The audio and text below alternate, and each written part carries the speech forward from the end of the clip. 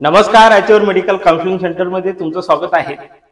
बऱ्याचशा पालकांचा आणि विद्यार्थ्यांचा त्या ठिकाणी वारंवार प्रश्न असायचा की सर एमसीसी ची जे काही रजिस्ट्रेशन डेट आहे ती त्या ठिकाणी एक्सटेंड झालेली आहे, तर त्याचप्रमाणे महाराष्ट्र राज्याची डेट एक्सटेंड होऊ शकते का?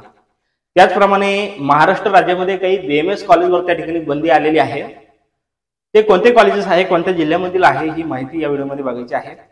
व्हिडिओ या ठिकाणी खूप महत्त्वपूर्ण होणार आहे, त्यामुळे विद्यार्थ्यांनी हा व्हिडिओ त्या ठिकाणी शेवटपर्यंत नक्की बघितला पाहिजे. व्हिडिओला आपण या ठिकाणी सुरुवात करूया.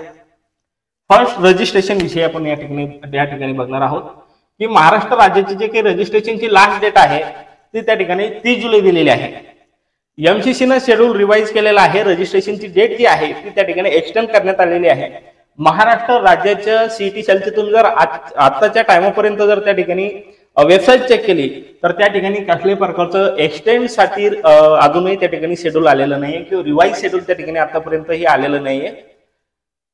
होऊ शकतं एमसीसीनं त्या ठिकाणी रजिस्ट्रेशन जे आहे त्याची डेट एक्सटेंड केल्यामुळे ऑल इंडिया कोटाच्या एमसीसी काउन्सिलिंगनं तर महाराष्ट्र स्टेटची सुद्धा काउन्सिलिंग एक्सटेंड होण्याची शक्यता आहे.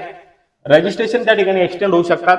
तरी सुद्धा विद्यार्थ्यांनी काळजी म्हणून, प्रिकॉशन म्हणून त्या ठिकाणी आज रात्री 12 वाजेपर्यंत संपूर्ण आपलं रजिस्ट्रेशनची जी काही प्रोसेस आहे ती त्या ठिकाणी पूर्ण करायची आहे. ओके, कारण रजिस्ट्रेशन एक्सटेंड होईल की नाही होईल ज्यावेळेस आपल्याला शेड्यूल येईल त्यावेळेस आपण त्या ठिकाणी ग्रुपवर सांगणारच आहोत. त्यामुळे विद्यार्थ्यांनी चिंता करू नये, परंतु होतापर्यंत विद्यार्थ्यांनी त्या ठिकाणी आजच्या रात्रीच्या 12 वाजेपर्यंत आपलं रजिस्ट्रेशनची जी काही प्रोसेस आहे ती त्या ठिकाणी कम्प्लीट करायची आहे. त्याच्यानंतर नेक्स्ट आहे डॉक्युमेंट्स. आता तुम्ही जे काही रजिस्ट्रेशन केलेलं आहे, रजिस्ट्रेशन केल्यानंतर जे काही डॉक्युमेंट्स आहे त्या डॉक्युमेंट्सवर काही रिमार्क आलेले आहे का, किंवा तुमचं जे काही डॉक्युमेंट्स आहे ते रिजेक्ट झालेलं तर नाही ना, हे तुम्हाला त्या ठिकाणी येणाऱ्या 1-2 दिवस रोज त्या ठिकाणी चेक करायचं आहे. जर तुम्हाला रिमार्क आलेलं असेल तर त्या रिमार्क नुसार तुम्हाला ऍक्शन घ्यायची आहे. तुम्ही जर तुमचं जे काही डॉक्युमेंट्स आहे ते जर चांगलं स्कॅन झालेलं नसेल तर त्या विद्यार्थ्यांनी डॉक्युमेंट चांगलं स्कॅन करून क्लॅरिटी असलेलं डॉक्युमेंट्स त्या ठिकाणी अपलोड करायचं आहे, पीडीएफ अपलोड करायचं आहे. तर रिमार्क आलं कसं बघायचं, तर तुम्हाला एक या ठिकाणी मी सांगू इच्छितो की तुम्हाला लॉग इन करायचं आहे.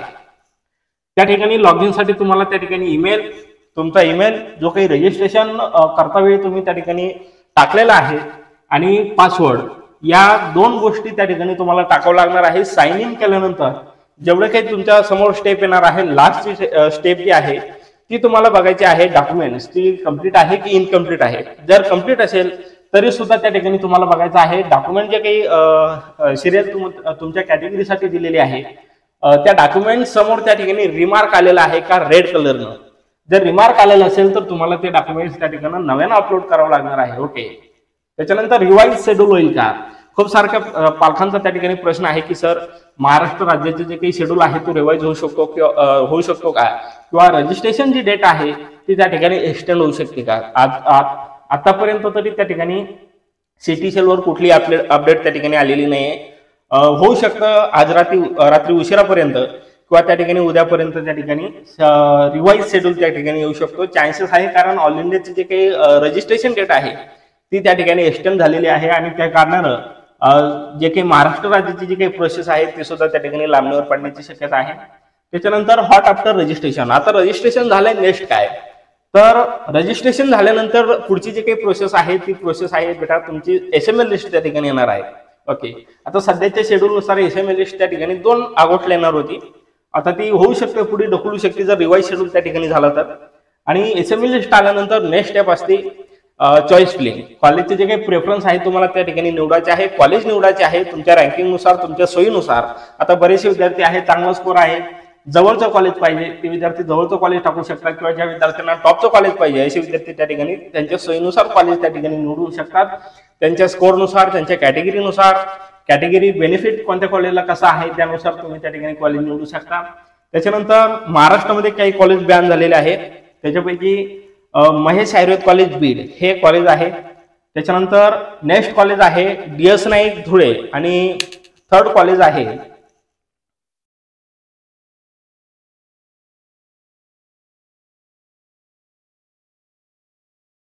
महाराष्ट्रामधील 3 कॉलेजेस त्या ठिकाणी बॅन झालेले आहे.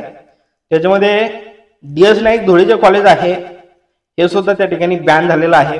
आता हे कॉलेजेस बॅन होण्यामागचे रिझन काय हे अद्यापही आपल्याला माहिती नाहीये, परंतु होऊ शकतं की ते कॉलेज त्या ठिकाणी त्यांना चालवायचं नाही, जो काही मालक असेल त्या कॉलेजचा अध्यक्ष असेल त्यांना ते कॉलेज चालवायचं नसेल किंवा होऊ शकतं त्या ठिकाणी ज्या काही पायाभूत सुविधा आहे त्याचा अभाव असल्या कारणानं सुद्धा त्या ठिकाणी कॉलेजवर बॅन येऊ शकतात. खूप सारे रिझन आहे, अद्यापही आपल्याला रिझन स्पष्ट झालेलं नाही. परंतु फर्स्ट जे महाराष्ट्र राज्यामधील कॉलेजेस आहे ते कॉलेज आहे DS नाईक धुळे जिल्ह्यामधील हे कॉलेज आहे.